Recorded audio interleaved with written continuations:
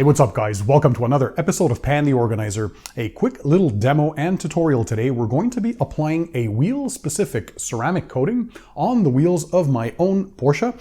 So in this case, these are my winter wheels. So I have a separate set with wheels and tires for winter because in my province here in Quebec, as of the 1st of December every year, there's a law that obligates people to wear winter tires. Obviously for our safety, we get some crazy winters here in Montreal, Canada.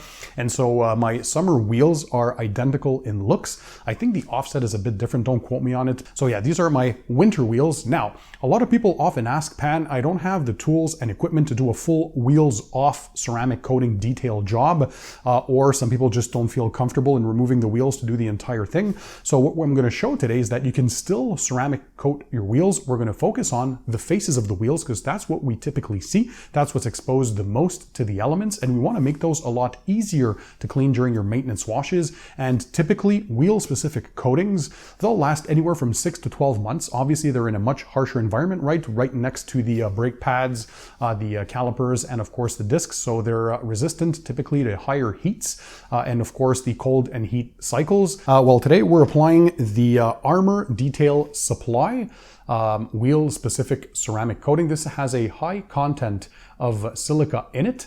Once you open the bottle, by the way, you have to use it within 30 days. Quick disclaimer, this is not a sponsored video. Nobody paid for this video, and Armor Detail Supply did not send me the products. I'm just giving you my tips and tricks. And by the way, I'll leave links to all the tools, products, and equipment in the description under the video for you guys to check them out. So all you have to do is sit back, relax, and enjoy the show. But there are other very, very good wheel-specific products out there, and I want you to give me in the comment section which ones you have tested and your opinions on them. How long have they lasted for you? This is the new Geon Rim Evo, so the Evo version of their classic rim coating. And then you have CarPro Deluxe. This one here is not only a wheel coating, but it's also a plastics protection as well for your exterior trim. And last but not least, we also have Jeep Technic with the C5 wheel armor. So very, very excellent wheel coatings. And of course, durability will depend on your mileage, your maintenance, your conditions. We're not here to talk about the specifics of each product, but basically show you how we would do this. So of course, you would start by washing your vehicle. You're going to do the chemical decon if need be. Same applies for your wheels, right? Because the majority of the wheels are clear coated just like your paint work. So you would treat the wheels just like you would your traditional paint. So you do iron removal. If you have any tar deposits, the tar removal. So basically the chemical decon. If you feel some gritty type texture or some contamination on the surface, you're going to use a clay bar or clay towel, clay mitt, whatever you guys prefer. Basically clay the surface. The purpose is to get it as squeaky clean as possible and free of any contamination or previous protection that might be on there as well. Then it's up to you if you want to polish the wheels or not. If you do have a previous coating, obviously you're going to have to polish the wheels because mechanical abrasion with the polish and the pad is the only way to ensure 100% removal of a previous coating, by the way.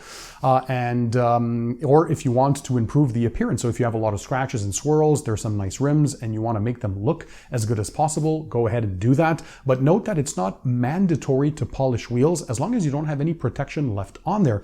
A coating doesn't care if it's being applied on perfect paint or paint that has swirls and scratches, guys. The most important for a coating to bond is for it to be able to be applied on a virgin surface, free of any contamination, free of any dirt, and free of any previous protection, so it bonds properly to the clear coat. That's the most important thing. Now, my summer wheels are ceramic coated, but the winter wheels, I only was using the spray on and rinse off type sealants, which typically give you about a month to 3 months on average, maybe about a month in winter months, because we have some harsh Canadian winters. They use road salts here, obviously, so that will kind of diminish a bit the durability of those spray on rinse off sealants. This is a perfect candidate because now it's been about that 2 or 3 months that I haven't applied anything on there. So the wheels are squeaky clean. They've been prepped, deconned. Yeah, they have swirls and scratches because these are the ones that I use for winter. So I don't really mind. Like from far, they still look very good. But we're guys that have, if you're watching these videos, you're like me, we're OCD about a lot of things. So that's one thing I have to let go of because it's just impossible to keep them in pristine condition. And there we go. So once you're done with all the cleaning, all the decon steps, perhaps you went ahead with polishing your wheels. Once you're done, don't forget, even if you didn't polish your wheels, I still highly recommend that you do an IPA wipe down with a paint prep spray. So in this case, because I used the Armor Detail Supply wheel armor, what I did here is to use their own Armor Detail Supply panel prep. This, by the way, is a very, very good panel prep. If you haven't seen my full brand review, by the way, of the Armor Detail Supply products, you might want to go ahead and check that after this video. They're a newer brand on the market, but they're doing some very, very cool stuff that I've been testing in the past months, and I really, really enjoy them. So typically, I like to recommend that you stick with the panel prep of the brand of coating that you're applying. If possible, you want to make sure you have that kind of chemical compatibility. Although we think they're all IPA solutions, we don't know what else they put in there. So of course, a typical panel prep will still be okay if you don't have anything specific, but if you don't and you're buying the coating, might as well buy the matching panel prep. So for example, Geon Rim Evo, you would use Geon Prep. If you're using the CarbPro Deluxe wheel coating, there we go, you would use a classic. This is CarbPro Eraser. So every company typically that supplies coatings have their own panel preps.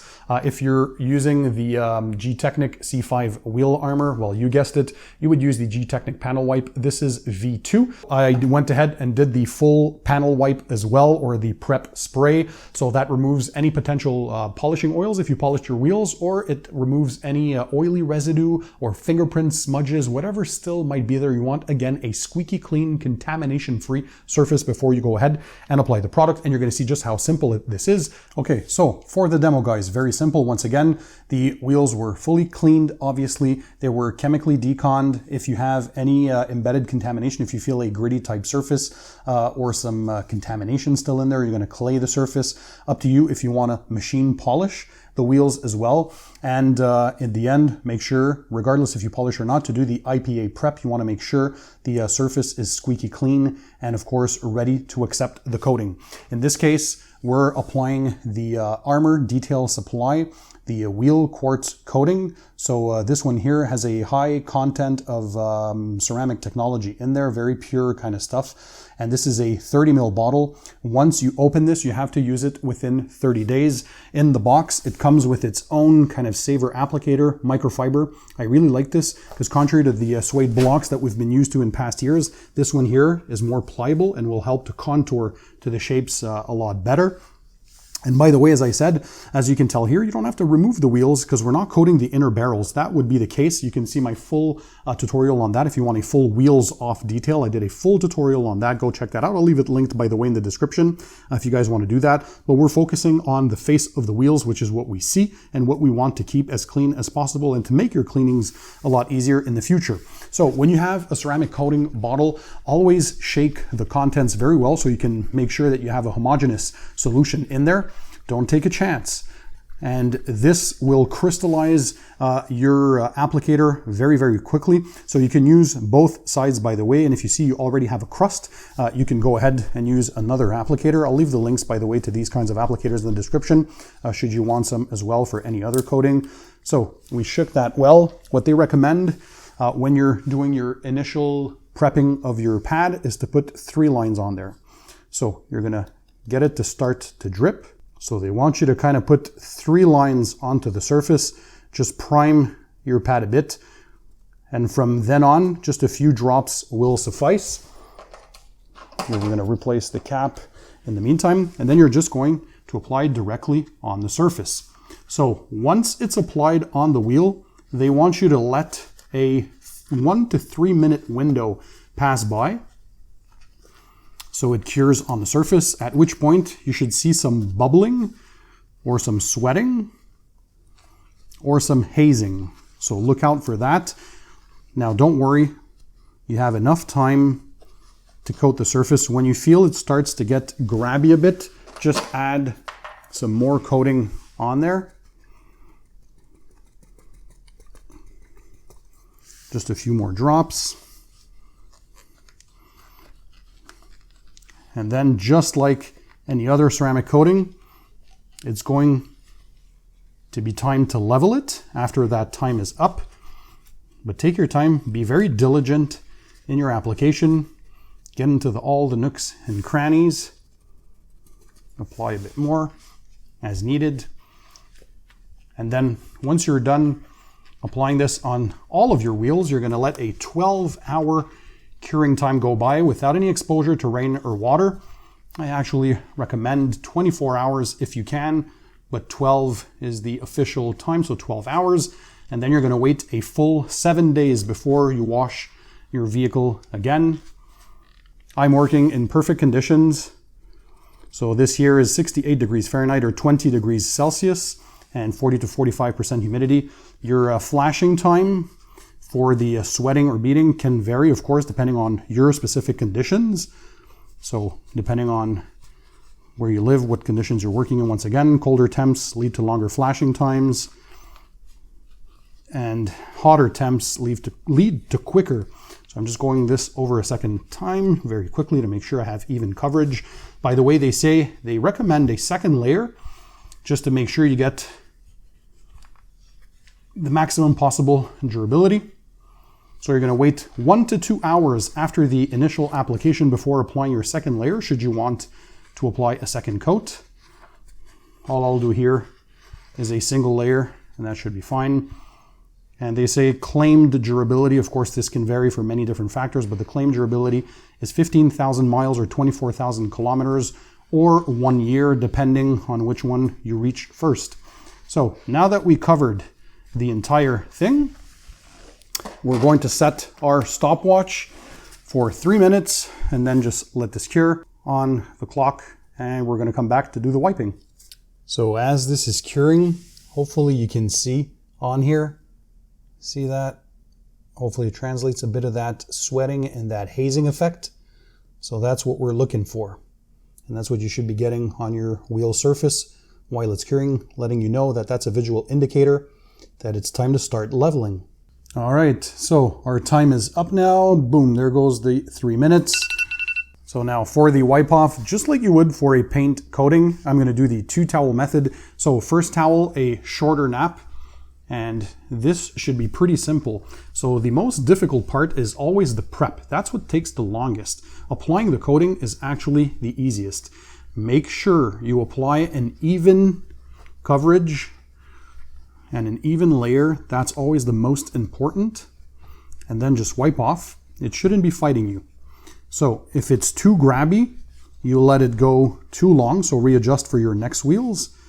And if it's too slippery, then perhaps you didn't let it on there enough. So if you only waited a minute, perhaps wait 3 minutes. We want it to bond correctly. It should be that nice blend of not too hard to remove, but not so easy that you're just pushing product around.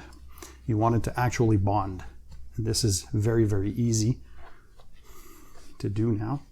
So just be diligent and methodical on your removal. You want to remember where you started and where you finished. Here we go. You can flip the towel around every now and then. So do the spokes. Once again, maintenance is going to be very easy, by the way. You could just use your traditional wheel cleaners if you want. They should still be able to resist that, because this is a true wheel coating, not just a spray-on product. And the 4 I presented are 4 very, very good ones. So I want to make sure I'm very diligent with my wipe off so you don't get any high spots. You can use an inspection light as well to make sure that you don't have any of those high spots, and it should be a breeze. So there we go with our first towel. Now I take a second clean and dry towel. This here is the Eagle Edgeless 350 by the Rag Company. This is a plusher towel just to finish things off, pick up any remaining residue if need be.